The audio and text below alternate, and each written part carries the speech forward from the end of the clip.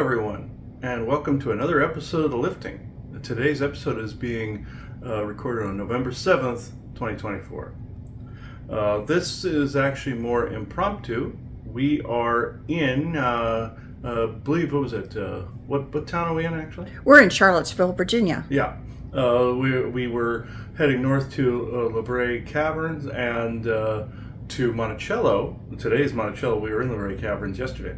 And what I find interesting is entering certain sites, not Monticello, because we haven't been there yet as the time of the recording. I didn't bring the ghost box, but I'll do some filming to add on to this anyway so you can see it. There's obviously a reason that I forgot that. Even Bjorn brought that up to me in a text. There's more likely a reason that I forgot it. So with this, though, sites like the very caverns, and I can insert some images here so you can see this as well. I probably should have made video. Where you're closed off, even though I heard some V2K, that was more than likely from some of the technology that had to run through there for the site, the lights, and all this other stuff. Which in this hotel that we're in, you don't really hear it that much. They tend to cut, the sites like that are resonating energy enough to where it tends to cut you off from whatever source happens to be oppressing you at the time. There's spots on the earth like Spirit Lake or like certain spots, like even in Sedona, there's a few, and then there's like all over the planet. You have spots where it would have been considered a holy site at some point by a native group or whomever. Celtic sites, like in Ireland, they had them built cairns on the different intersections, things of that nature. And this was a site that was interesting. It was like a cathedral, if anybody's been there. And Joanna always wanted to go there. So we go there. We go through a card museum that's nearby, and we search around the historical sites around the area. We left. Came out here to the hotel, and it's an hour and a half from this spot. It was the very caverns. We're closer to Monticello. Now, when I said this before to myself, but I'll say this, where you remember from the conference, pre-conference, where I had the shingles, I had the nano thing, the whole bit. You can go back at that episode and listen to that, the Agent Smith effect one. I won't reinvent the wheel. But with this, it kept coming back over and over again. That usually tells me that it's some subconscious thing being spit out at that point. When that keeps happening, and it's very highly unusual, even the eye doctor said that was very, very, very unusual, that it kept doing that over and over and over again. So what happened was I felt that it was a wound of some kind. And generally, when it comes out of manifest, it's usually SSP related or past life related. The oversoul and the avatar tend to see it as kind of similar or the same. So with that said, it was like the wound in my leg I spoke about in other videos. I'll recap briefly. These were just little private videos. Whereas I was in the SSP, was running after a person, then I escaped and that person chased me and shot me in the leg. As soon as I recognized who that person was, in our reality, and that the force people had been blocking me from seeing this person's face on a Zoom call the whole time, had been disrupting that transmission so that I didn't get brain damage from actually locking eyes with them and getting that memory back too quickly. The manifestation on the leg went away. This is no different. This, and it's atrociously blurry this morning, I will tell you, but I thought it was unusual that this kept happening. And in the dream sequence, this had to do with heads. And I went in to this dream sequence, and if anybody's ever seen both the show Futurama and played the game Lollipop Chainsaw, these all have to do with severed head concepts, where Futurama, you see, like, even the character of Hermes gets injured and they put his head in a jar while they figure out how to make him a new body. And they end up comically putting it on backwards and all that crap. So what ended up happening, they did a haha version of it. Same thing with Lollipop Chainsaw. The character of Nick gets his head cut off because Juliet doesn't want him to get his brain infected by the zombie virus. So she does a spell on the neck and keeps him alive. So you want to go see that, go see it yourself. It's kind of funny. But I noticed that these similarities and things like that were triggered. even before doing this recording, a damn Shingles commercial popped on before we cut the TV off. So this is all kind of a validation to me. In this sequence, it went from bleeding through from seeing like that scene from Lollipop Chainsaw to seeing this woman driving this Jeep. And I'm picking up heads off of a battlefield saying, this is viable, this is viable, this is viable, all the while holding this eye. Or having a patch. I think I was putting like something over it and I was just holding it. And looking at the different eyes.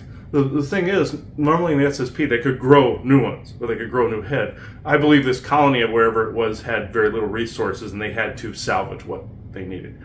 And then all of a sudden, I'm just some severed head in a jar, like on Futurama, with a thing around the bottom of the neck piece, like the character of Nick in Lollipop Chainsaw had this collar at the bottom that was actually holding the spell together.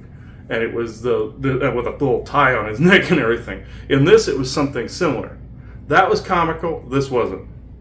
And Joanna was pissed at me that I was a head in a jar waiting for the body to be regrown. It was like Hermes in Futurama. That's how that came out.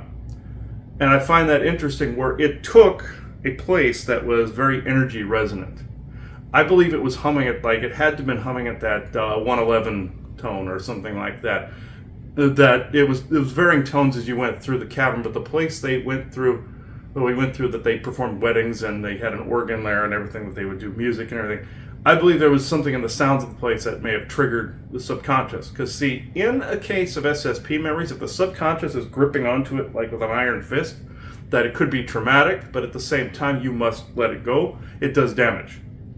It will start to manifest in weird ways. And if it's a trauma, it's most definitely. And the thing to the eye would have been. And it's in the same spot where the shingle will be right here, the scar. And it's in this spot of the head where it feels like there's a hand on my head. If I say hand would be gripping there. It was my own hand. So that was something the subconscious held on to. It goes subconscious, unconscious, conscious. Acknowledgement. In this, subconscious, of course, would be, it being suppressed. Unconscious, dream world.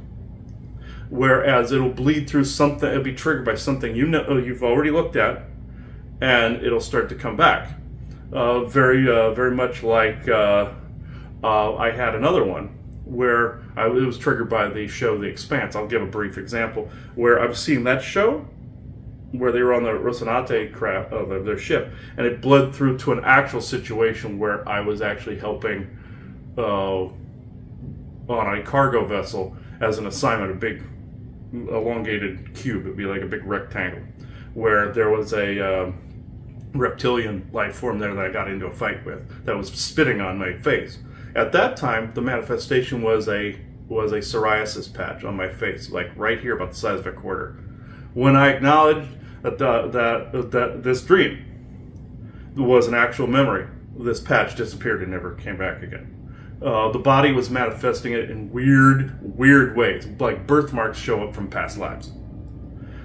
This is what I find very, very fascinating about this, and it just dawned on me we never did the law of one. But I will say one more thing, and then before I do a channel or something, you do the law of one. In that dream sequence, I ended up beating up this part half German, half reptilian blonde guy with a big. Some kind of like cattle prod thingy, and tried to eject him into space, and nobody would let me, and then he was subservient from that point on. Those guys, if you beat him up, they'll leave you alone. Like a scene in Star Trek The Next Generation, Wesley confronts somebody similar that's calling him names and basically belittling him, and he rips this person a new one. He goes, "I like you, human," because Wesley noticed a web hand. And then the Admiral goes, "What did you learn from this? Though some species look human, they're not." He said a particular species name. He goes, "This species considers nice behavior as humans' phony social behavior," and you had to basically rip him a new ass. So that was their custom. So this is the same thing. That's where Roddenberry got that from. So I will just say I'm backdating opening this circle to true benevolence with no conflicting agendas as of this moment in time. So. With that said, Joanna, you can do Law 1. I know we normally open with that, but we might as well just buffer the channel with that. So, We are all one, and when one is harmed, all are harmed. When one is helped, all are helped. Therefore, in the name of who I am, and I am one with all there is, that only the highest good be done. We pray for you, your friends, your family, your loved ones, to let healing energies in, to let them love you and nourish you and bring you to your highest good. We ask for benevolence now with no conflicting agenda to please come in and be with us now and be with those watching the video, and to give guidance and protection and love and support as these videos are watched. And again, for any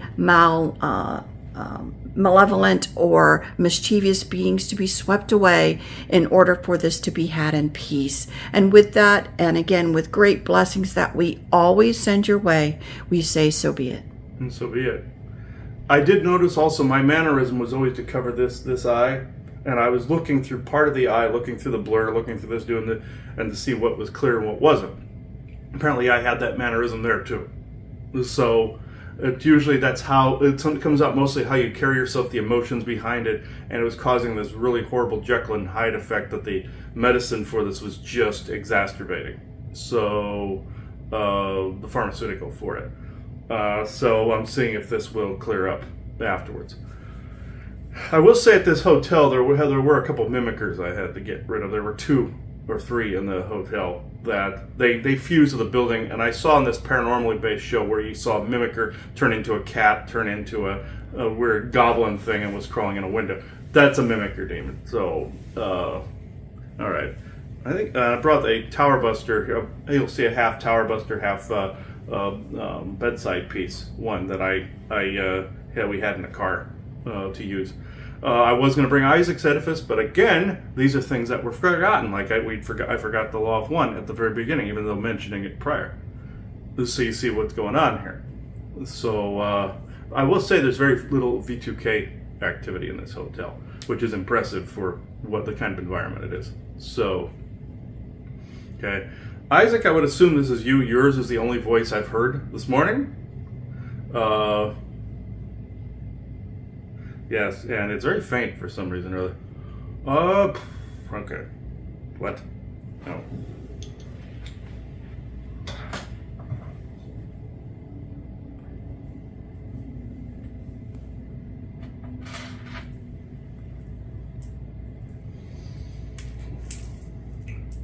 When I put that on, I heard him go, "That'll do, pig, that'll do." Okay.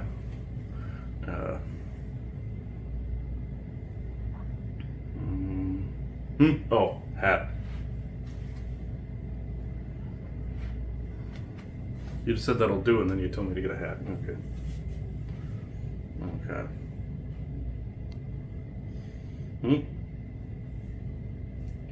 Oh. Okay. This way. All right.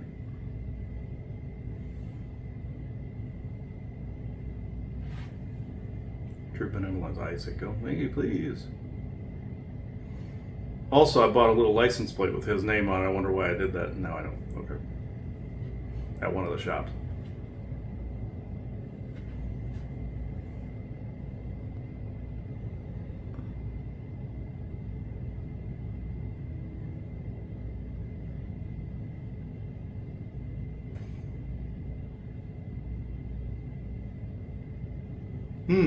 Yeah, this was actually based upon a request of yours that not only another spot be found, that even though there was some V2K echoing through the place, there was a dragon that vigorously does not like those signals.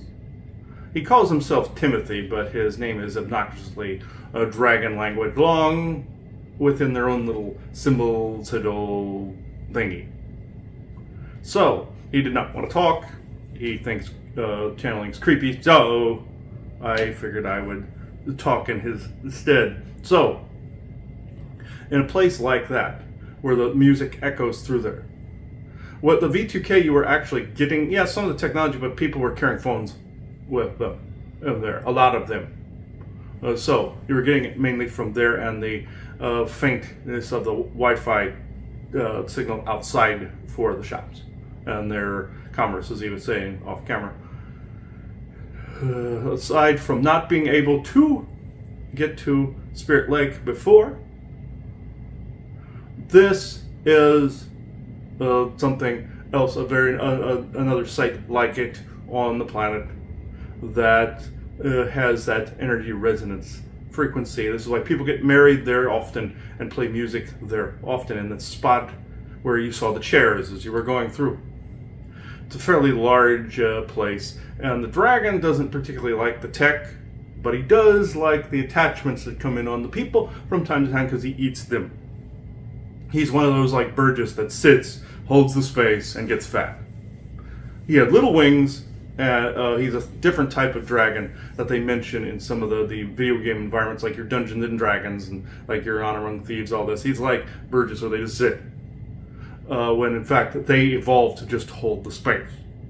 They were a third type that popped up other than the Khazad-dûl Chinese-looking ones, and also Khan as well, and the medieval fantasy. They're ones. They're like closer to that one, and they just sit and they just look like a Buddha dragon. That's essentially what Timothy is, and Burgess is. Bob, he's well on his way to becoming this. He started out something slightly different, and now he's turning into the Dragon Blob. But that's fine. In this was something that was the request to go from subconscious to unconscious to conscious, but it needed an environment that would, at least temporarily, cut off the signal preventing its recollection. The tripwire that was constantly getting tripped to prevent this, and the body was trying to manifest it through the shingles outbreak on this side of the face. This is its origin point.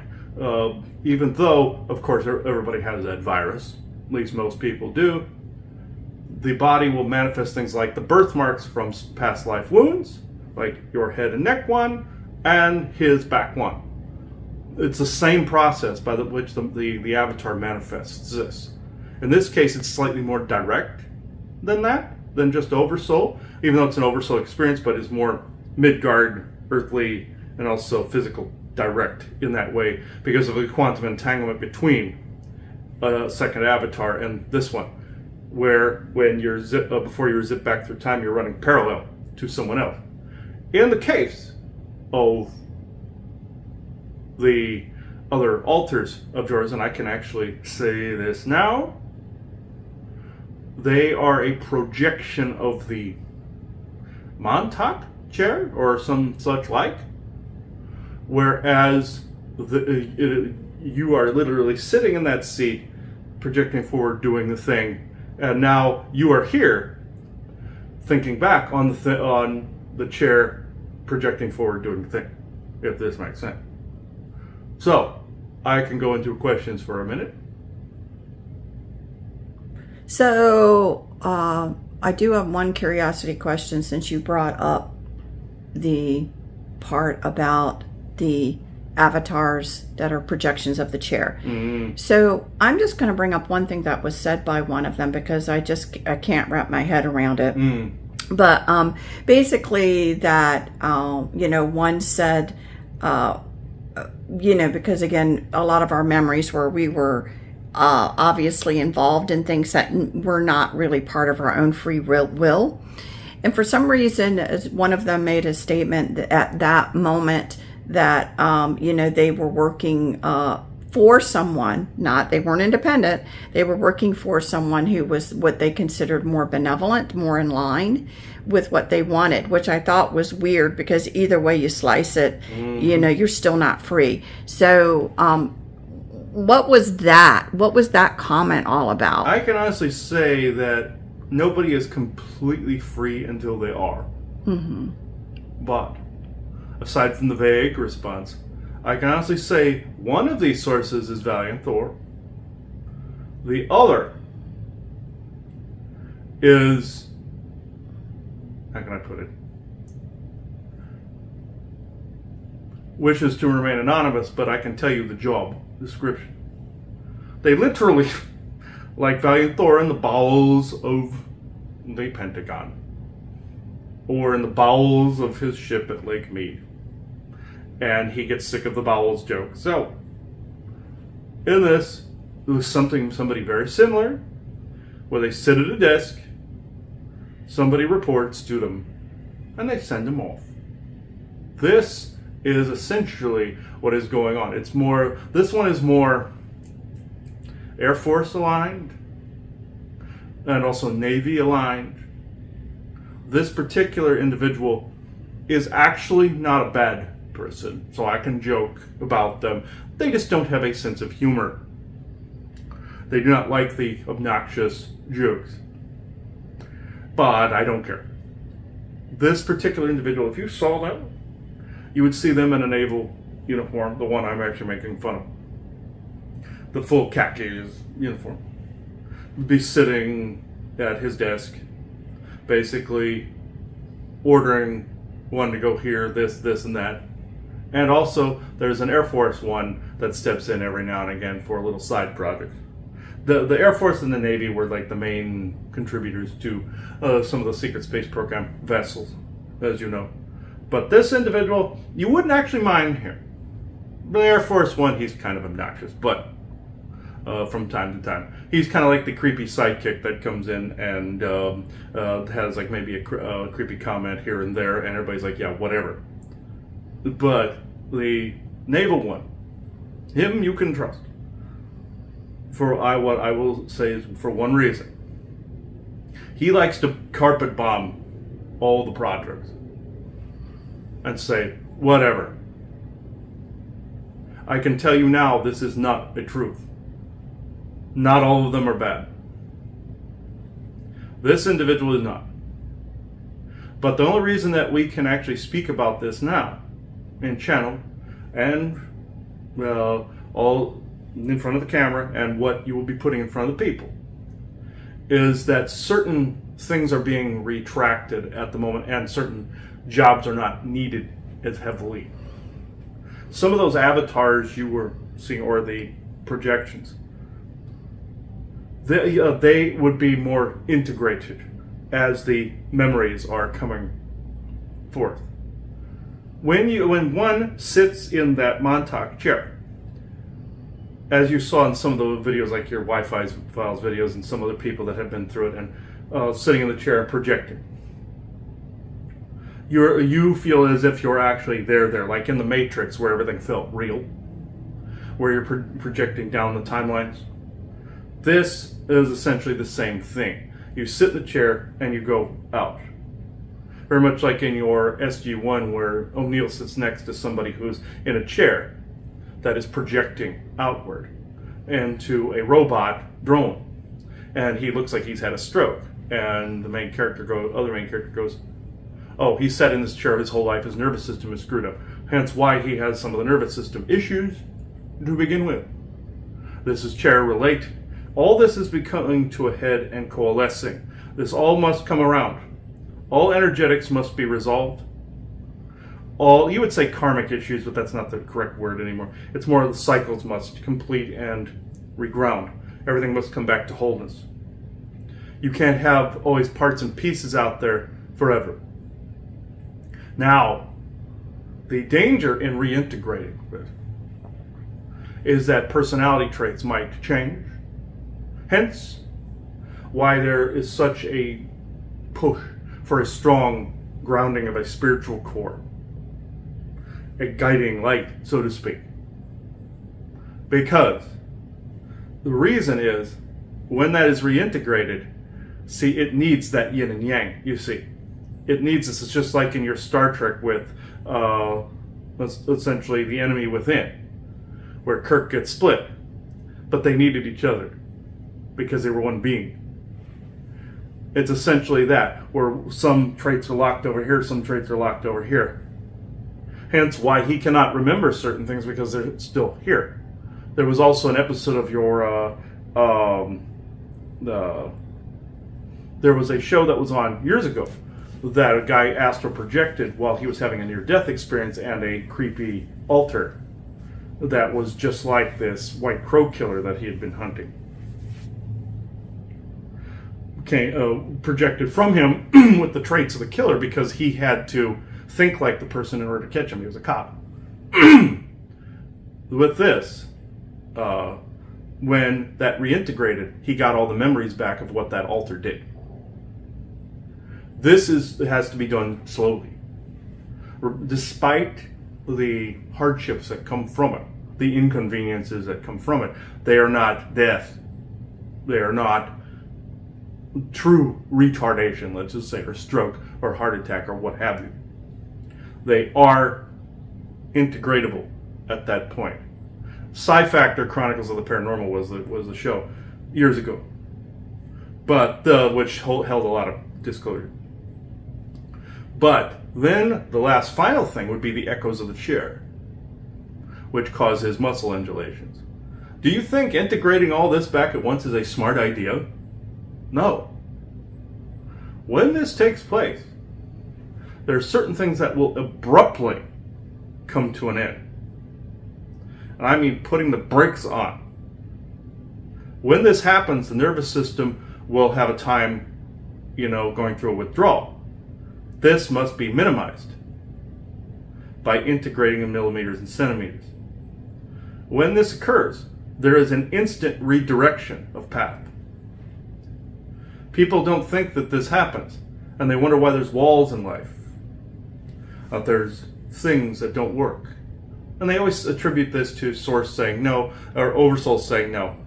But they're also attributed to integrations and healing periods. This is what is going on currently. So, as you know, I'm not as heavily involved with discussions with you guys as Chris is, just because I work and all of that stuff. So if this has been talked before, I guess we're going to talk about it again. So I just want to make sure for everyone that's listening that we paint a picture that people can understand. So my understanding, of course, about Montauk, people think of a specific place where projects were going on. It sounds like to me some of the technology that was developed at Montauk, especially a chair that gave the ability for people to project themselves. I would call it like a bilocation, a physical bilocation. Forced bilocation that taxes the nervous system. Right. So if that occurs, you may be able then, since it's a projected bilocation, to be bigger and badder than what you may normally be in life, to be able to do whatever the mission is. Yes. Stronger, other abilities, this, that, and the other that go along with that bilocation. But what it sounds like to me is that that chair turned into those chairs, and it sounds like you're saying different factions had them. Is that true? Montauk was not the only one that possessed the chair technology and the time portal technology. This still goes on to this day. Montauk may seem like it's defunct, but I would advise you to never go to Camp Hero, because there are things going on into the bowels of that facility that you might be able to get to one floor or two underneath. If you went in there, you would even see a busted version of the chair, like the ones that were actually used. Remember, this is actually an echo from the past where it is still being done. Everything is tied together, everything everywhere at once. So this is what is being felt currently. The most taxing thing is the chair. In your situation, it was on the moon, but in a pyramidal structure, but it's the same, different. These other projections, they, even though his was taller because of the super soldier status, even though he did that on other planets as the physical body, in the chair, he projected that as a useful avatar. You was the wolf person and the other two dipshits that were with you. Now, people that sat in this, or in the other facsimiles, let's say, are still active to this day. They literally could be walking amongst you as this projection. You would not know. Because same thing with ghosts. You could be walking past a ghost and not know. You could be walking past something you think is a ghost, and it could be that.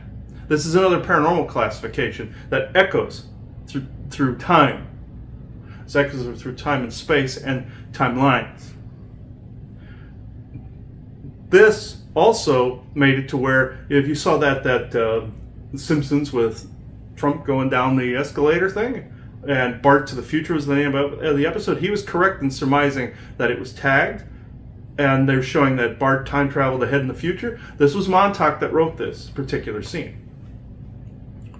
Whereas that Homer coming down the escalator with him represented a dummening following the original Trump presidency. You see, we've told him this part before. Whereas the dummening would also would follow, because it's the pandemic, would begin more of the dummening that you've seen, or psionic dampening and all this other crap like the vaccines and all this other stuff. So, that said, this is what has been going on, and I would highly recommend this be a Rumble episode because of that mention. They do not give a rat's butt about what is said over there. You actually have some philanthropists in place that are actually trying to come up with something else. Just like your Musk came up with freeing Twitter. But there's a lot more going on behind the scenes here. So, again, I just want to give perspective and clarification. So what we're saying, what you're trying to say right now, is some of the things that are going on with Chris and or with me, and different things that are going on, are more about reintegrating what has happened to us already, that we're trying to now reintegrate into this particular avatar that we stand. Not that we're currently active in those programs that we were active in the past. Technically, what you mean by active, even though it is there, it is still entering your space here. Right. It is coalescing as pains on yourself. It is coalescing as mental divides in both. It is same thing also with some of his stomach issues, nervous system issues. These things take their toll over a period of time. And you would think that this would wear off. It doesn't, as long as there is an anchor, you see. And these anchors are, think of ballasts on a hot air balloon, where you're letting one little sack go at a time. And the balloon goes higher. Think of that, not just higher frequency, but more active frequency. What would that do to the human body if suddenly you came back into balance immediately? Yes, you would feel really good for a minute. What would the withdrawal look like with the nanites that came out of his eye, the tracker? Yeah, he felt great for a little bit, and then here comes the shingle. He got severely pissed about this because he liked the balance period. His soul, oversoul, soul, and avatar all were co-synchronous, which I don't blame him for being angry over that. But you have this until a true center and grounding can be reestablished. This is actually what is going on currently with you both. With anything, it can screw up hormonal levels. It can screw up anywhere from sex drive to cognizant thought, to attracting other entities from time to time, attracting ghosts. And some of those ghosts you've encountered, projections. This is why the anger comes forward when ghosts are seen, because part of you knows what the hell it really is. Just like aliens can hide in a neighborhood and you think it's a cursed house, like he likes to say, the haunted hotel where the guy had an orange orb over him, and wakes up and he's paralyzed, goes down, questions the bartender, and the bartender tries to tell him it's the suicide room kind of thing, haunted spot. And that was really the alien that was caught in the bedroom that during the night, 2 or 3 in the morning. The witching hour, they like to do this crap. They like to be spooky and creepy. But I know some can hear me, so I can say they're spooky and creepy. But in this instance, people ask, why did they manifest and appear? No, the person caught them. The human brain is becoming more and more redundant and anal retentive when it comes to saving memories. His, especially because he has that Rain Man savant talent, was why he was chosen for the programs to begin with. and it automatically comes in line, like when he spotted in Alaska, where they tried to get him to interface with an insectoid, but he detected it was a human in the body, and then got in trouble because he saw too much. I always warn him about this. This Rain Man ability gets him in trouble, which it did there many times, because he picked up deception immediately. With that said, this is why you have watchers. This is why you have attacks, because they don't want the proper integration to take place. Once you've accomplished this, you're an unstoppable force. You're the movable object amidst an unstoppable force. That means you're in balance. I'm not saying there isn't attacks from time to time. Of course, that's stupid to say there wouldn't be. I'm just saying it's more manageable at that point. So, this conversation obviously is relevant to anyone who was utilized in that manner. And again, I think it's important to understand you could have been utilized in that manner, apparently, with all kinds of factions who had that technology to be able to do it once it was developed. And I think, I don't know, I may be saying something that's not true, but I've always felt that people feel that things were developed in a period, but they were actually developed before that period. I always feel that things were done earlier than what people's memories feel they have. Just to say that out loud. By the time you've heard it, they've already done it. Yeah, and so you may have been a part of it. Now again, so now you're dealing with what were you a part of? Were you a part of a faction that was more not in line with everyone's highest good, or were you involved with it? Sounds like you're saying there are factions that are using this tech, but that are more aligned with the general public's highest good. Hard to tell the difference at times. I'm going to say that honestly, but very difficult. Right, and however, that does. Just to state it, that does exist. That both sides have this kind of projection technology that I'm assuming if it was more on a benevolent side, people were more willing to do it, versus if it was on a malevolent more side, it was really more forced, it sounds like to me. Yes, and when they mimic ghosts, here is a bit of food for thought. They will take the energy frequency, like when he was brought up a genius device in his sessions, whereas the genius would take the mimicry or mimic a certain frequency and project it, like shungite or nanosoma or CBD or anything that you want to mimic with it, the frequency, and project it, and it works on the body the same way. This is with V2K technology, with the presets that'll make people like shit their pants, orgasm, have evil thoughts, stuff like that. Same tech, same physics, now are involved in creating the ghost thing. Ghost lights are done this way sometimes too, even though force people do this. And I'm not saying all of them are done. Some are done this way. Like he went into Gilbert's graveyard, stepped in there at one time in Nebraska, and a bunch of light shows happened. The same thing goes at Mount Shasta. The military invokes a light show. In this case, and so do the dark elves that are there. In this case, they take the frequency of what a ghost would feel like, apply that to the projection, enter the space. Therefore, you're picking up ghost, but in this instance, it isn't. Now, if you have been, I will say, but I will say at least 50 to 60% have not been, or it's been V2K in some fashion, or holograms in some way, shape, or form. There have been a few that have been legit. So I will say this, both Arizona and Virginia. So anybody looking into this, especially if you're in a paranormal group, don't just go in ghost circles. Look for these resonance frequencies. Look for something other than ghosts. Even ask your ghost box things about AI, aliens, things of that nature. And he always says the psychic and the other person, the skeptic, have to work side by side.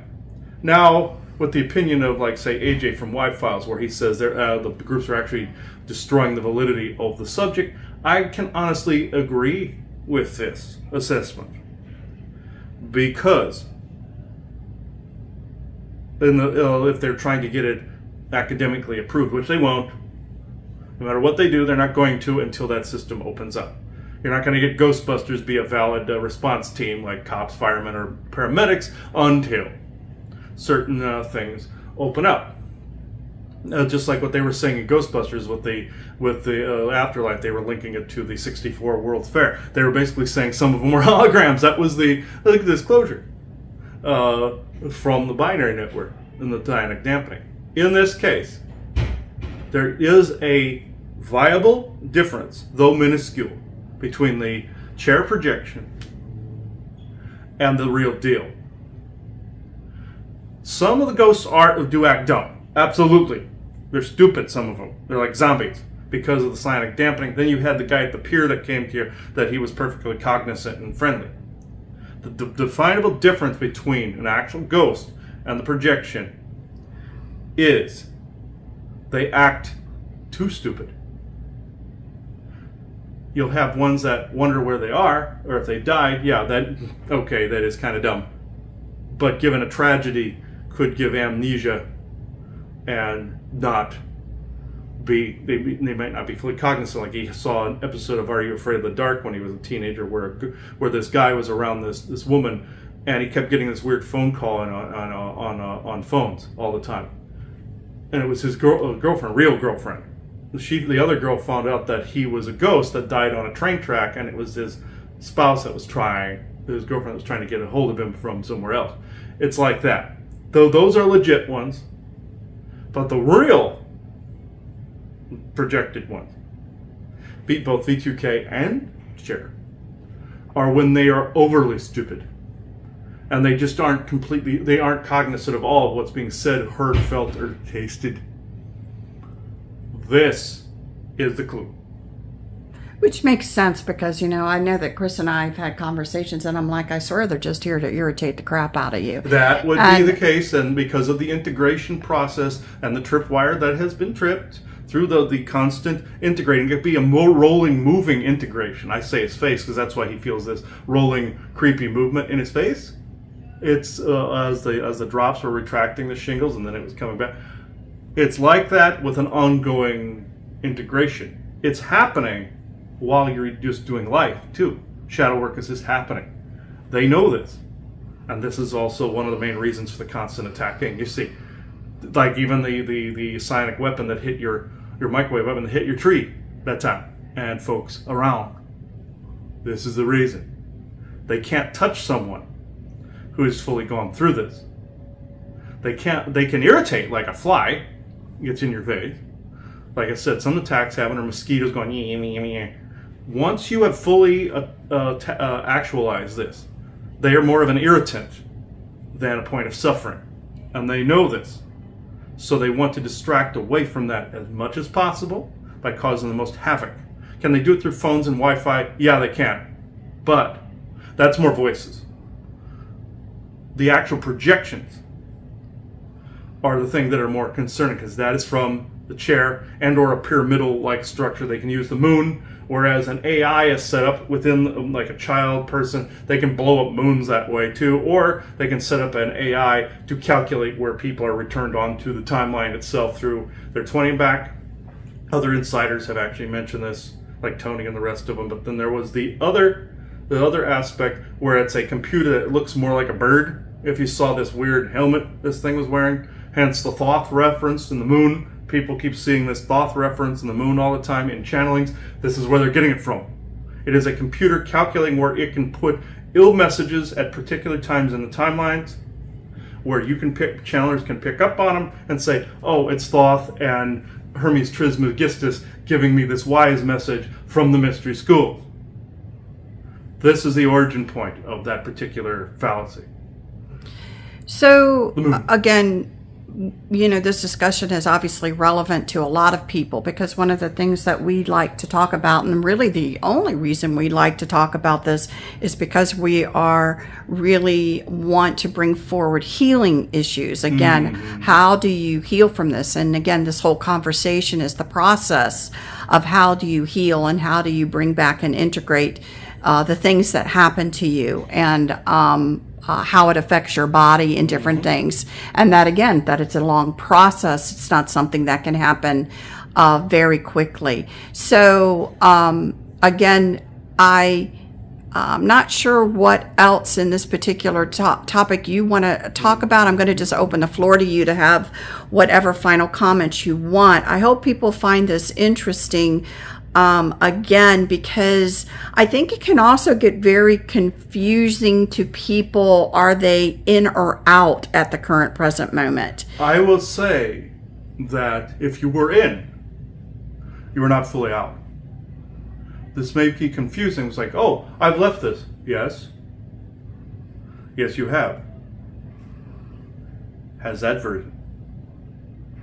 Let's see, this computer can set also you up to where it tries to pull you back to a former self. He's seen this in sessions where somebody is pulling an energy back to a former self to get people to be a former versus a present. This is what this does. This is, of course, it's the tripwiring and the psionic dampening and Draco reptilians and the demons and all this other stuff involved. They are, I don't want to say they're irrelevant, but they're just one component in this. When someone is trying to reintegrate, this is like a net or a catch-all that's trying to pull them back. But just know that if you were in the programs, there is still a piece of you looking at you. Yes, you have oversoul, you looking at you, multiverse stuff, you looking at you. We won't get into that because he won't shut up about the multiverse, because you really can't at that point. But at some point we'll do something on it. In this, it's like with a friend of his seeing another component of him on the moon and then catching a picture of him in real life, or regular life here. Real life is all of this. Even I said to him on a ship going from Mars to Lystaria, he wakes up on the ship, and I say to him, go back to sleep or they will kill you. At that point in his history, that was a very real possibility, even though the Martian Germans, when he actually made fun of one of them, retaliated by harming a woman in front of him. But they didn't do it to him. Because that integration, even there, was starting to show. Things from soul were coming through. Psionic abilities were coming through. They were not allowed to kill him because of something they wanted to harness later. But there's also other versions in time working from the echoes of all of us. And they knew by killing this one, they would undermine the other projects.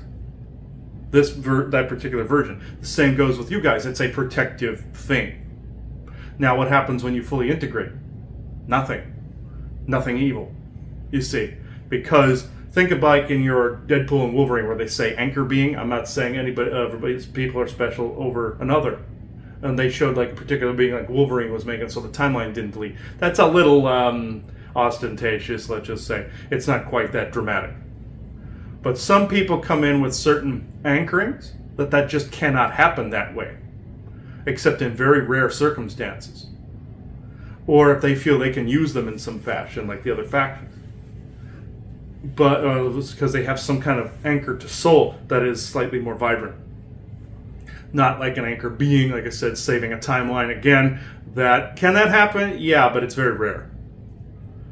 In this instance, it is all that I've said before. And I should detach currently, but no more questions? No, I mean, I think the only one that probably people would want to know is Chris's story that he told in the beginning about the recollection of the past issues that affect him now. And I'm pretty sure people are going to want to know. As you know, I myself had some remembrances of some pretty horrific things of wanting to utilize people's brains. The body was kind of irrelevant. And when the head is severed from the body. Yes. And so I saw that myself, but in Chris's instance, it was all, I find it weird. Whatever happened, why were there all these heads lying around? But, no, but what I wanted to say is if you could just tie up that story, and is he correct in his remembrance? Because I'm sure people want to know that. And even though there's some distortions, like with yours, when you saw somebody said, oh, this is where the head is severed from the body, and they gassed all those people of color, let's just say, both black, Hispanic, and Native, all of them. The Martian Germans didn't regard any of them as equals, you see? And they sent the people of color to a different area. Like in your Fallout series where they put the brain in a robot, that's essentially what was happening. You see comical versions of that in games and in movies and in, like, the brain in the jar, that shit. Now, if a piece of the brain still exists, you can transfer the consciousness back out. In this instance, where he saw the heads on the battlefield, this is what he was focused on, and this was because also of an injury to the face. Say it. He was seeing the heads, because that's what he was scanning for with the scanner in the other eye. Hence why this eye is blurry, because of the nanotech he used in the super soldier period. He was scanning the heads for viability of usage of the body parts. They did do this, like a Frankenstein move, where Frankenstein was built out of multiple body parts. They did this if they didn't have the power to reclone a limb. Like they took one of those octagonal apparatuses and they could regrow an arm, like Piccolo in Dragon Ball Z, where he could regrow an arm and it'd be all creepy and translucent. Like when he saw that doctor's office where he cut the legs off of somebody and they were having to regrow them in that doctor's office where it was all one big glass pad wall. That's an actual thing where he was, as well as seeing these severed heads on the battlefield. These were just dead bodies, but all he was looking for in the scan, very much like you see in your Fallout when you hit a particular button, you're actually seeing an enemy of where their vulnerabilities are. You're also seeing a dead body in this instance, where it zooms in and you can see the viability of what could defeat an enemy, what could defeat, or what compatibility of a head was. It's essentially the same difference. Whereas he was just seeing the heads on the battlefield because that was the perspective he had at the time. And he had his hand over his eye while the eye was like bleeding, essentially. And put a cloth over the top when he had to use his left hand that would start to heal this. But it still wouldn't have been perfect. That's where the wound is on the shingle. You see? And hence why he has the scars up here. It was from an explosion with shrapnel and the like with his arms when they were all covered in then they had no skin. You see, like you saw that time where they took him away and had no skin. It was the same thing where he'd been gone 5 years, that kind of thing. From your perspective, anyway, it was more of a temporal thing. But anyway, in this particular way, the heads on the battlefield weren't just heads laying there. That'd be slightly asinine if they were just heads. The reason he's seeing that thing from like Lollipop Chainsaw or Futurama is because they had the ability to put him in a jar and maturate and grow a new body, or put a ringlet around the head and bring it back to life. They showed this in the show Torchwood, whereas Captain Jack Harkness was bringing back the person in order to question them. You also saw this in The Witcher 3 Game of the Year edition, Wild Hunt, where Yennefer of Vangerberg brought back a dead person with a spell in order to question them.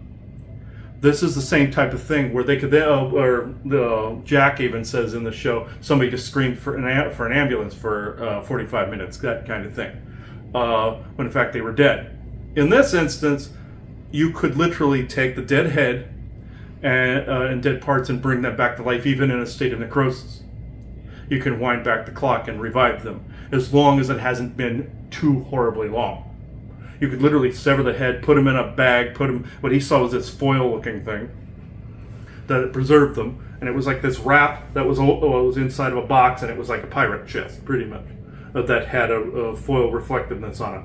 This prevented any further damage, and it was more of a cryostasis with like this weird like foil wrap, like some of the things that you put up in your windows to keep the sun off your going through your windshield. It's kind of like that material, that foil-like material that wrapped around the heads.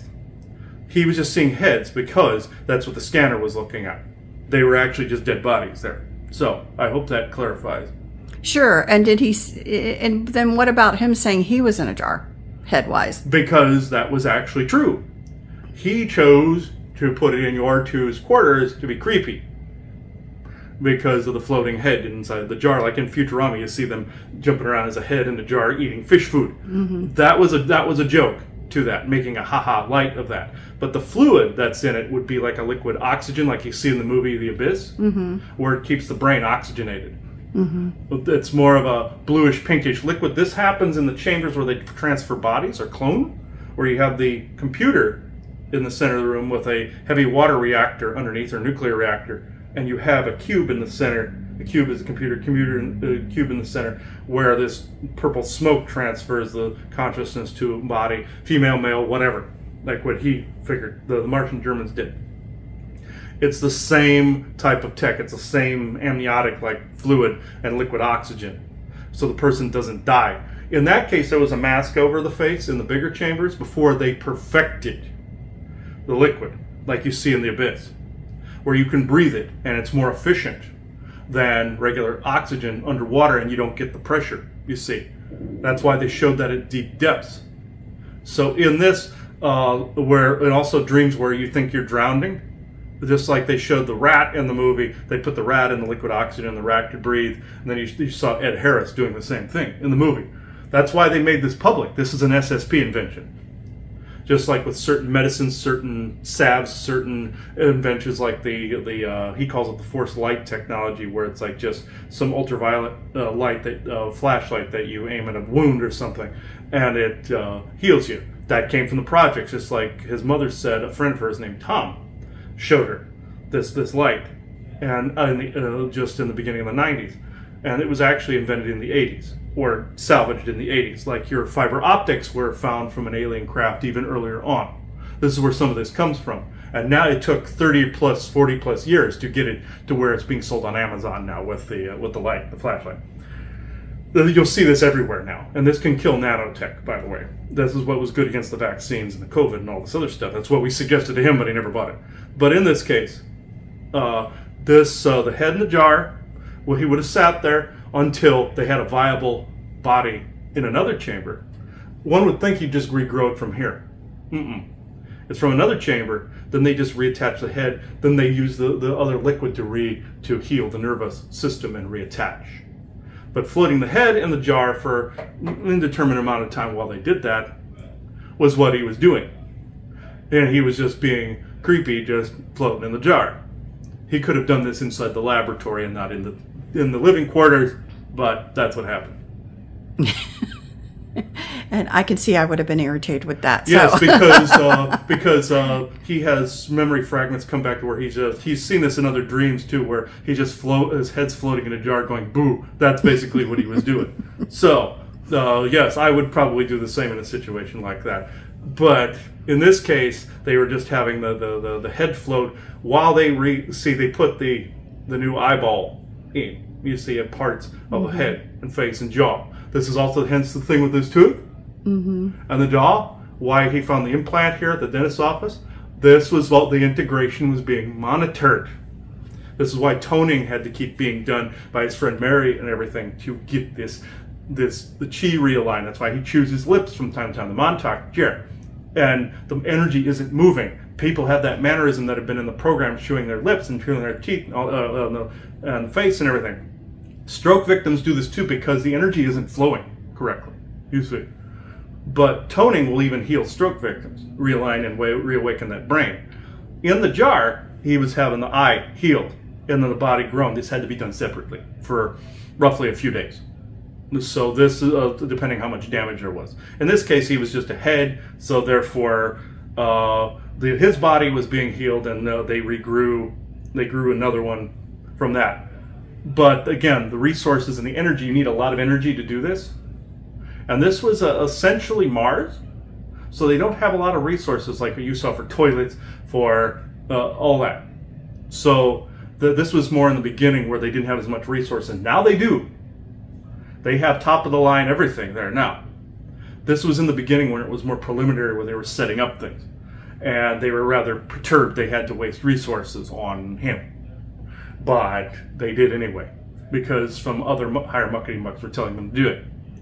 So that's essentially what was seen, that the bodies that were on the ground were not on Mars, they were on a different planet. And he was brought back to the facility to grow again, let's say. But that is pretty much it. Okay. Well, thanks for clearing that up. I'm sure everyone appreciates hearing the actual story.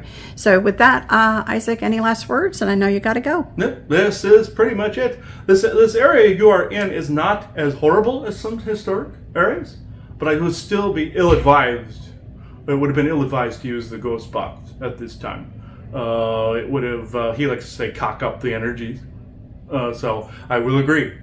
So this is why he was made to forget that thing that's sitting in his workshop in the jar of salt and the sigils around it.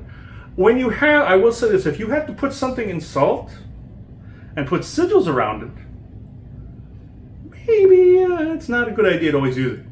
Right. But it does work. I'm just a clue, Sherlock, that if you have to guard something, it's not always worth doing. You say you're not the sentinel or the keeper of the flame for a piece of equipment. You see, it does work. It will work for what it's needed, but I'm just saying it's not always a good thing. Just saying. Regardless of what good things you get out of it. So I will leave this here. So goodbye, everybody.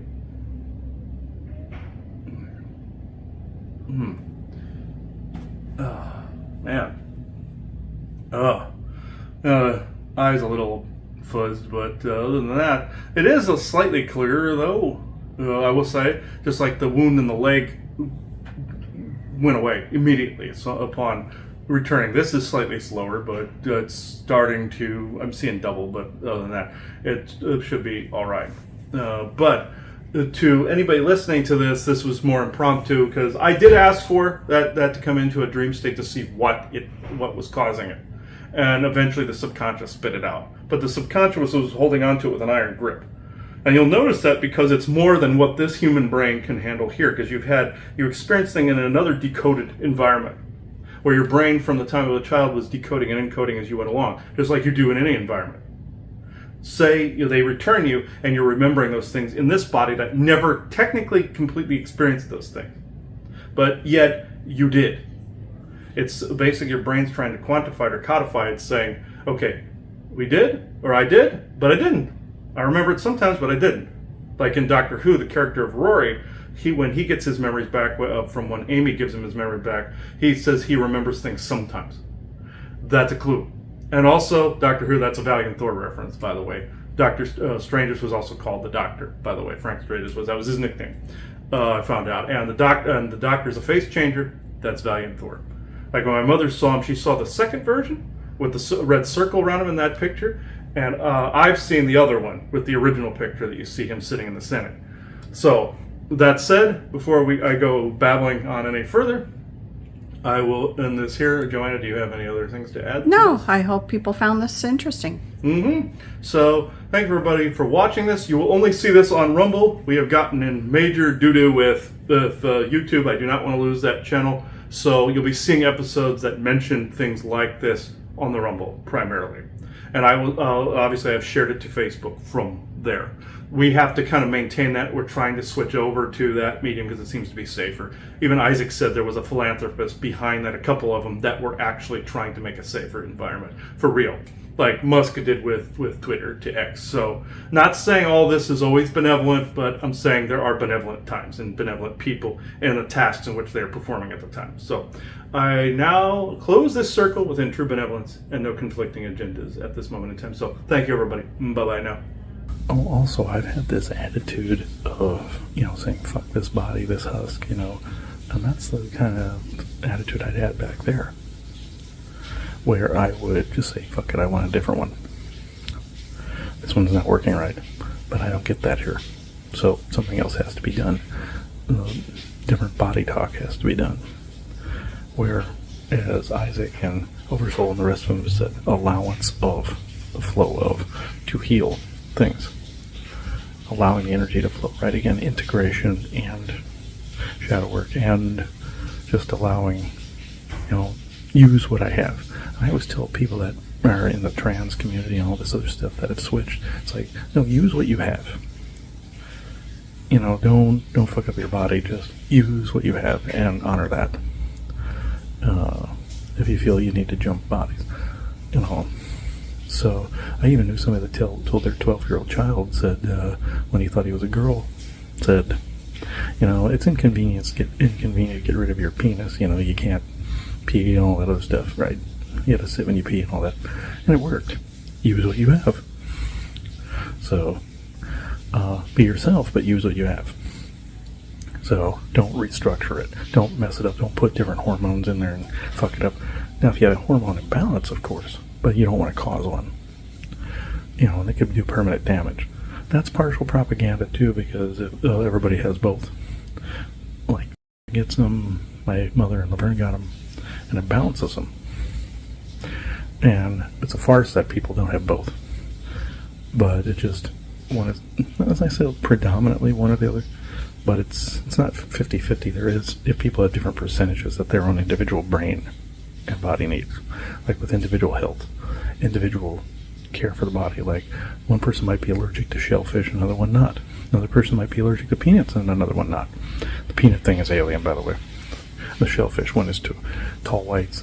A bee sting could kill them, just like our friend when he'd say bee go. I mean, a bee sting could really hurt him. Tall white, lanulus. So you see, even the medicine, Elena Vessa, can't be around. Prednisone, highly allergic to some of our pharmaceuticals. So, it's just you have to deal with what your own individual situation is. So, I'll leave that here. It is 9:10 a.m. Eastern Standard Time, Thursday, November 7th, 2024. And I also noticed there's a 7 in there. And a 9. So, 9 and a 7, of course. It is 9/11, of course. 9/11 and a 7. So it's 9:11 a.m. Eastern Standard Time, Thursday, November 7th, 2024. Thank you.